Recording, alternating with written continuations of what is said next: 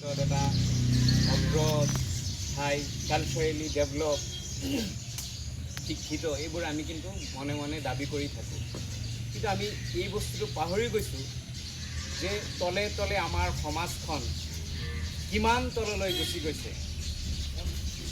আজি ইয়াত ভাল কাম ইষ্টাব্লিছ কৰিবলৈ মানুহে ভয় পোৱা হৈ গৈছে। আজি বেয়া কামৰ বিৰুদ্ধে কথা ক'বলৈ মানুহ নোহোৱা হৈ গৈছে। যেনেকৈ আমাৰ কুন্তলী আৰক্ষী বিষয়াই এইমাত্ৰ ক'লে যে আমি সাক্ষী বিচাৰি নাপাওঁ। কিয় আমি সাক্ষী বিচাৰি নাপাওঁ? মানে আজি ড্ৰাগছ লোৱা মানুহখিনি এনেকুৱা ঘৰৰ ল'ৰা ওলায় যে তাৰ বিৰুদ্ধে গৈ কথা ক'বলৈ, সাক্ষী দিবলৈ মানুহ ভয় কৰা হৈ গৈছে। কিন্তু সেই অৱস্থাটোৱে আমাৰ সামগ্ৰিক সমাজখনক যে ইমান বেয়ালৈ, ইমান তললৈ লৈ গৈ আছে, সেই কথাটো আমি যেতিয়ালৈকে উপলব্ধি কৰিব নোৱাৰিম তেতিয়ালৈকে কিন্তু আমাৰ সমাজখন ৰসাতলে গৈয়ে থাকিব। মই আজি কথা পাতিছোঁ, আজি নাজানো যে ইয়াত এনেকুৱা প্ৰগ্ৰাম হ'ব। ৰাতিপুৱা মই কথা পাতিলোঁ, আমাৰ ঘৰত এটা মিস্ত্ৰী আহিছে, তেওঁ কৈছে যে আমাৰ গাঁৱৰ প্ৰত্যেকটো ঘৰৰ এটা এটা ল'ৰা ড্ৰাগছ লোৱা হৈছে। প্ৰত্যেকটো ঘৰ, ৰাস্তাৰ দুই পাৰে ঘৰ, প্ৰত্যেকটো ঘৰৰ ল'ৰাই ড্ৰাগছ লয়। কাক কোনে ক'ব? মানে 14-15 বছৰ 20 বছৰৰ তলৰ ল'ৰা যিকেইটা আছিলে সেই গাঁৱৰ গোটেইকেইটাই ড্ৰাগছ লয়। সিদিনা তেওঁ কোৱা মতে যে ইনজেকশ্যনটো লৈয়ে সি পৰি ৰৈ আছে। তাক ঘৰৰ মানুহে উঠাই লৈ গৈছে, ইয়াত ইনজেকশ্যনটো লগোৱাই আছে।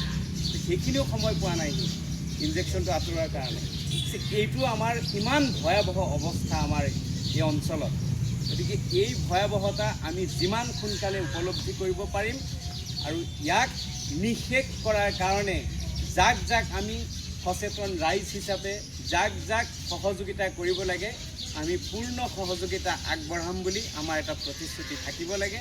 আৰু এই প্ৰতিশ্ৰুতি মই ব্যক্তিগতভাৱেও এইখন সভাত দিছোঁ। আমি সকলোৱে সহযোগ কৰিব লাগিব এই ক্ষেত্ৰত।